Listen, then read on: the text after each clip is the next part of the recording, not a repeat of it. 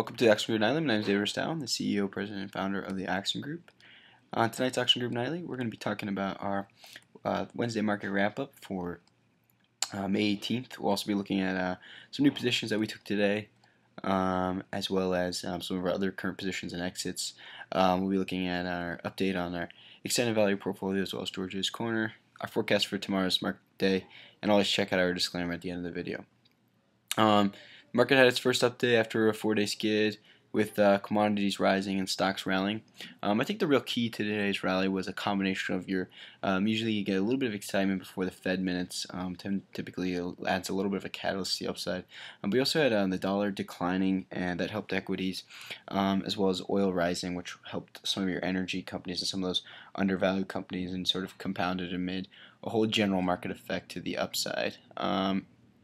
In these FOMC minutes that came out today, the Fed did show some division today over whether to hike rates or sell assets first.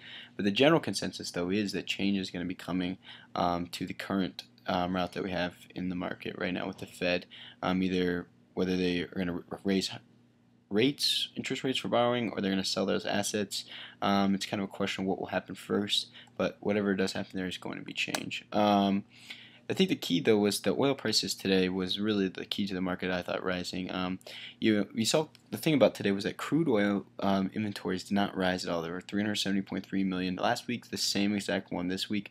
Motor gasoline stayed pretty much the same, and you actually saw fuel oil supply decrease. And I think that the market was expecting that those prices were going to increase. Those crude oil inventories were going to increase today, and that was going to probably drive down the price a little bit due to the crisis happening in Mississippi and in the South. But they stayed the same, the inventories did, and so that allowed for some alleviation of supply issues, and brought the stock price back up. The price of the commodity back up. Market rose today, ended a nice skid. We got pretty good movement out of the gate, to the upside. Quickly after those inventories came out, we kind of seesawed around in the morning trying to find direction. I think everybody's kind of waiting for those inventories to come out after an hour of the open, and whereas those inventories, we got that nice bar stick up, and sort of just slowly rallied up throughout the afternoon. The Fed minutes came out, kind of got a nice little drop, but closed that gap again, and that was good to see. One of the positions we took advantage of today was UCO. It's a ProShares Ultra Dow Jones UBS Crude Oil ETF. Basically follows just the relationship to oil prices. We were able to get in today at 47.33. Some of our members got in a little bit lower, around 47. And we were able to sell that position off today for a 1.5%, a 2%, and a 3% gain. We also covered our short on the Chesapeake Energy Corporation. Yesterday we got this break. We bought in yesterday after the break down below this price channel, and we were just expecting maybe it was kind of a hedge just in case we continued down on commodity prices today. The stock rallied very nicely today, and we stopped out of it for a little bit under a little over 1% loss. Other than that, we didn't have any other current positions.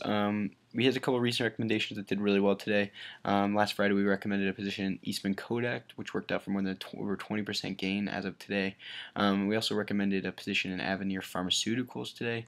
That company looks like it's ready for a breakout. Market direction still is pretty uncertain, though, right now, so we're being very cautious about any positions we're getting into. George's Corner still doesn't have any new positions because of his travels in Italy. But tomorrow, hopefully, we are going to be finally releasing the Chinese Internet Equity Analytics. We've already done some pricing. Looking at some of the companies we're really liking is Sohu, Changyu, and Shanda Interactive. We have recommended buys there. We'll get price targets, buy, sell ratings, where to buy them, where to sell them, value targets, your growth stocks. Everything's going to be laid out for you in this awesome 24-page report. For tomorrow, market looks strong today, and it was good to see us retake 12,500 and finish above that. It's a great support line, and if we can hold, it looks like we're going to be able to hold that support line. I see the downside risk limited if we can hold that line.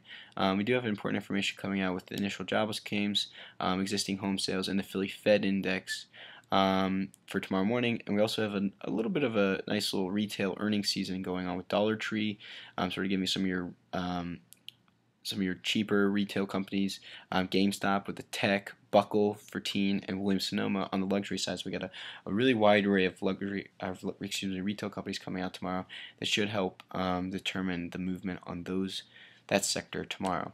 That's going to do it for us today. Visit us at www.theoxengroup.com. Email us anytime. Call us. Please become part of our 70% plus accuracy.